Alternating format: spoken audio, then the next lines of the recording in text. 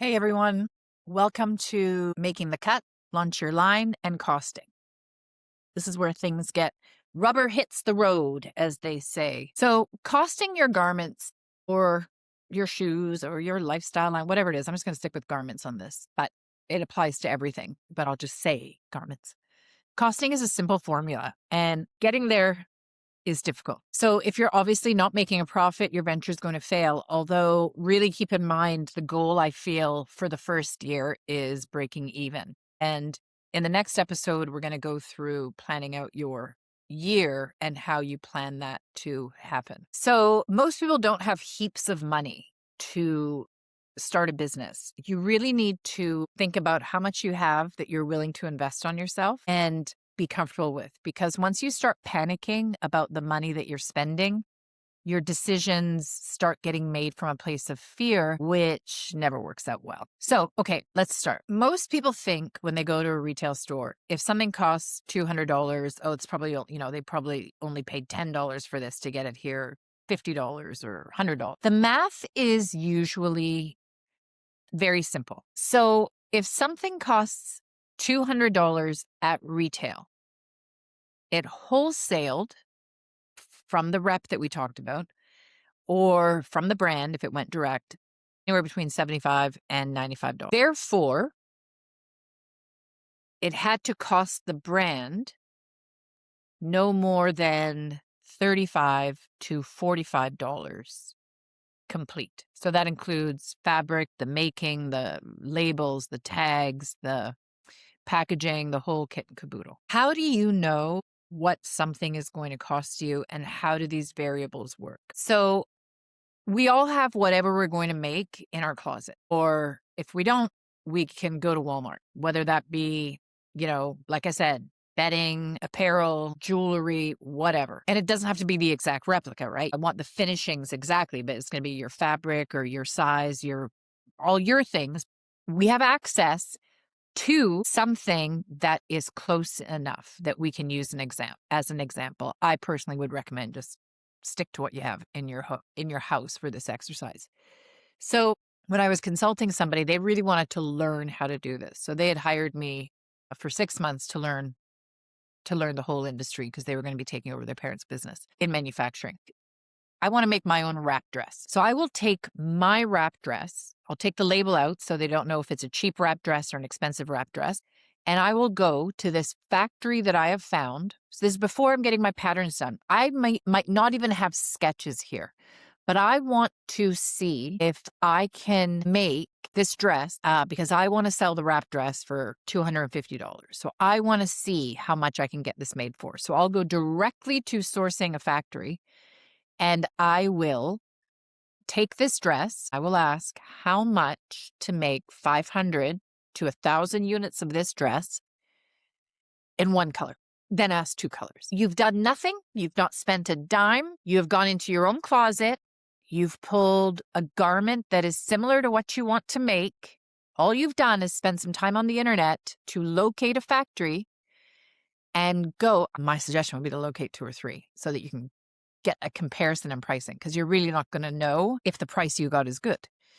But if you get 2 or 3 prices, you can price shop factories too, as long as you know the lingo, which you're learning here. 500 to 1,000 units, one colorway, and know the fabric.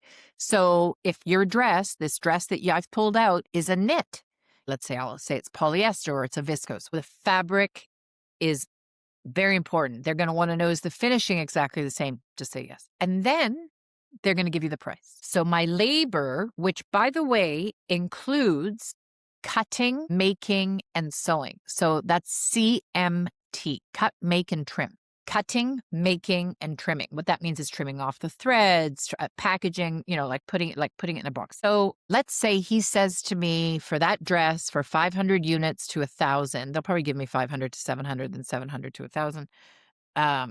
Is going to be, I'm just going to say $15. Okay. That's kind of low, but okay, let's say 20. I don't want you guys chasing something that's too cheap. So I'm just going to say $20. All right. That includes cutting. It's really good. So now I've got to figure out my fabric, right? So if you go to a fabric store and you find the retail fabric store and you find the fabric that you are wanting to make, you can pretty much find it. The retail price is pretty much double what the wholesale price is. So you're going to want to stick to the wholesale price, or maybe go 10% less than the wholesale price, just because you are pricing 500 units. Silk jersey can actually be anywhere from $25 to $45 a meter USD. So I'm going to go with a $30 a meter fabric for this exercise, okay? $30 a meter. Now, how do I know how much material I'm using? I'm going to take this dress out of my closet. I'm going to get a measuring tape. 1 meter is 40 inches. 1 yard is 36 inches. So I'm going to measure it roughly 2 meters. I'm going to measure the width of it because fabric comes in approximately 56 inch. So I'm going to flip it. If you need to draw the pattern out to have it make sense, the dress pretty much takes about 1.5 meters. So let's just say 1.6. So my $30 times 1.6 meters equals 30 times 1.6. My fabric is $48. Labels and packaging, I'm just going to put $1, okay? Shipping here and there, whatever, overhead for my business. So $2 per style. So now what do I have, okay? $20 for labor, $48 for fabric, $1 for labels, $2 for overhead. My cost, how old school is this? My cost is $71, which means, let's just round it up to 75, which means for me to wholesale it, I'm going to multiply it by 2. So my wholesale price is $150. Let's actually say $165 because you have to put in their commission in your cost. So at $165 times 16%, let's just say, so $26 of that comes off per unit to the sales rep. If I were using the formula going forward, I would take 165 and multiply it. Retailers double or 2.2 it. So times 2.2, they're going to retail it at 365. Oh, but Liza told me price has nothing to do with my cost. I don't want my dresses selling for less than $495 because I am positioning my brand to hang next to Rag & Bone, to hang next to Theory, to hang next to Stout. Okay, this is where positioning comes in. So your wholesale at 365, your retail when you worked it forwards is 365. But no, you want your retail at 475 to 495, which means, let's just go to 475 divided by 2, which means your wholesale is actually 215. Well, that's quite super because that gives you some more margin. So you can only see where you're going when you know where you want to be. Then you can take a look and see how you're getting there. If you go forwards and say, okay, well, the factory told me 20 and my fabric's 48 and my label and so my cost is 75. So if I just double that, then that's my wholesale. So what happens there is you're in nowhere land. What do I mean by nowhere land? You're in that kind of Simon's, not Walmart, not Gap, but fast fashion, more like Zara, more like even Aritzia. You're now a new brand competing with marketing dollars that are in the trillions. You don't want to be that. There's the thing about being super cheap is the race to the bottom is fast. So I don't really recommend it. Most independent designers, like you're an artist. Again, whether it be shoes, jewelry, bags, clothing, you're an artist and there's a value to that. So if the race is volume, that's manufacturing, but you want to be able to position yourself right. There's a lot of retail stores that, they carry these brands that you really don't see anywhere else. That's because these stores, the buyers, the retailers, go to the garment district in New York and LA or wherever, and they buy up overages and they already have different labels in them. They're buying them up on like literally pennies on the dollar and they're merchandising them well. So When you go into these stores where you're seeing dresses that are selling at 95 and you're wondering, well, how are they doing it? If this is from LA, that's how they're doing it. It's overage. The retailer is just curating it really well in their store. If you Google the brand that's in any of these stores, if they don't have a website, if they don't have a story, then that's kind of what they are, which is great. There's a whole market for that. But if you're a designer creating a brand, you're never going to be able to be that. When I was consulting, and I lived in the States, I met a woman. She did really, really well. She lived in LA, and she did these really great frilly polyester. It was the early 2000s or mid 2000s. So they were kind of the ruffly, wrappy tops in this polyester, rayon polyester. Rayon polyester doesn't cost more than $350 to $395, sometimes $295, depending on how much you're buying a meter. So all of her money was in the labor. And there are really good factories in LA, but you know what you've got to work with when you start zeroing in. She had a really good business. And she sold obviously to retailers. This is the simplest way we can explain costing. Now, if you're going to say, yes, but I'm going direct to consumer, so I don't need to worry about the wholesale. No. You do need to worry about the wholesale. And I'll tell you why. Because you need to spend money for people to find you online. So you don't just put up a website and people know you're there. No.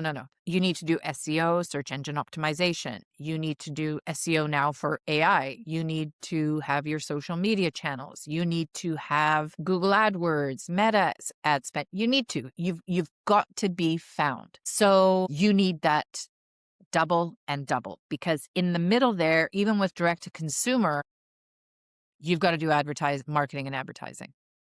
No way around it.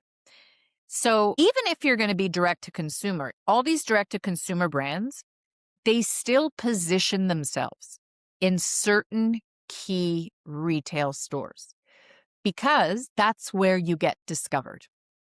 So when Saks and Nordstrom's and Bloomingdale's and, all the big time names actually had some power, and had great designers in their stores and were known for that, they would discover brands in these independent retail stores, because the independent retail stores, the buyers are amazing curators and amazing stylists, and they're always buying the new up and coming brands. So now with so many of the brands being direct to consumer, independent retailers are still positioning. So there used to be a store called Intermix in the US, and actually they were Armenian brothers that had started it. And it used to be a great store in the 2000s. And a lot of new designers were launching in there, or if you were in there, you were a designer to watch. And that's what Barney's used to be in New York. And when Julie Gilhard was the buyer, I mean, she discovered so many new brands, including Proenja Schuler. Like, so many brands got their start at Barney's because Barney's was such a cultural phenomenon. And that was part of Barney's DNA. That's what drew the customer. It was such a great place. I could go on about Barney's, and I could go on about Fred's, the restaurant at Barney's. I loved it there. Anyway, that's pricing. Okay, so let's do another one. I know that this kind of is a lot. So what we're going to do is we are going to go into a brand. Let's go into Rag & Bone. All right, Lucia Strip Poplin shirt, striped shirt. Okay, so they are retailing this shirt for 400 Canadian dollars. Isn't that crazy? About $295 USD. Holy Hannah. All right. So I'm going to work in USD because it's a little bit more of a global currency that people understand. So at 295, this shirt would have to wholesale divided by 2 is 147. So I'm going to say it's going to wholesale at 135. At 135, this shirt can't cost Rag & Bone any more than $65 to make. Okay. Now, this shirt is going to have approximately 1.3 meters of fabric. And that is a premium grade poplin. Oh, but you can get that for the quantity that they buy. I'm going to go with $750. Okay. Now, I know it can't cost me more than $65. If I'm a designer or product developer, I know that these poplins, what they're going to average at in a price, right? So I know I've got about $40 to $45 in labor. If I wasn't Rag and Bone, if I was just Liza D doing a line, okay? So at 750 times 1.3 meters, my fabric is $9.75. Let's just say $10, right? So let's say my labor is 45 and my label, overhead, etc. is 3. Okay? So that's 55. I'm at $58. So I've just worked out, if I were a small brand, what I could get that shirt made for. These are fun exercises to do just to get the formula. You could do that by pulling garments out of your closet, by pulling shoes out. So shoes are really a lot brand, right? Because there's only X amount of materials in them. It's brand, it's positioning, 150%. Eyeglasses, 100% brand. Like all eyeglasses basically get made in the same 3 factories overseas, from Tom Ford to the shit they sell at Walmart. Crazy, right? All branding and marketing. So this is costing. Now, if you want this, how do you make all of this make sense? I'm going to invest, I have $40,000. I'm going to invest in my brand for this is going to do my samples, this is going to do my production, and this is going to do my website and my tags, labels, all that stuff. 40 grand is my budget. At this point, you can hire a decent graphic designer to build your e-commerce on Shopify. I'm going to say for $500. And you do sort of need a graphic designer, even though AI can do it. It's got to look good. And you can do your branding with AI. You can do it yourself. You can do however you want to do it. If you've got some money, put some money into branding. But there's a lot of tools out there. So you don't need to spend as much as we once upon a time needed to spend.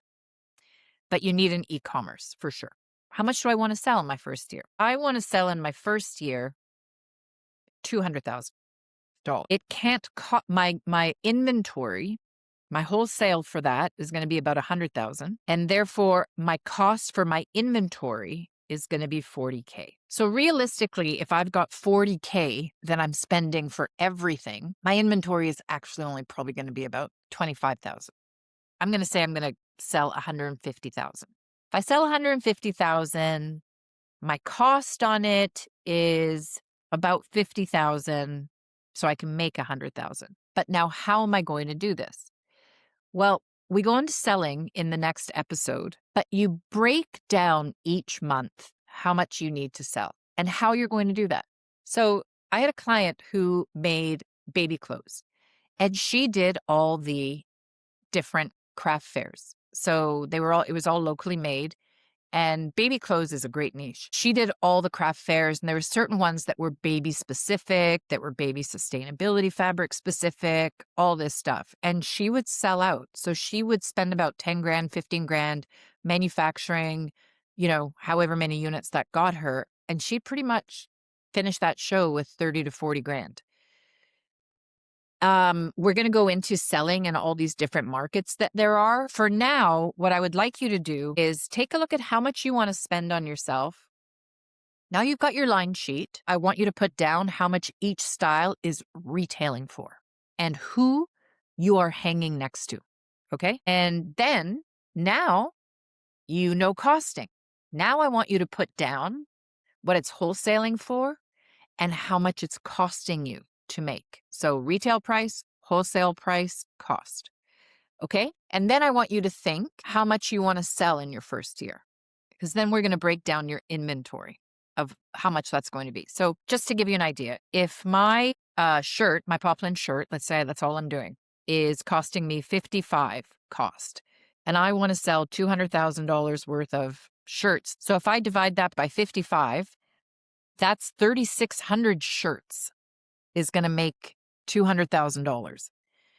Well, how am I going to sell 3,600 shirts? 3,600 shirts divided by 12, I'd need to be selling 300 shirts a month. So Christmas is obviously going to be busier. Summer months or leading up to summer months might be busier if it's the linen shirts. At this point now, it's all numbers and eyeballs on my website and on my product. So that would mean pop-ups. That would mean doing collaborations with different retailers.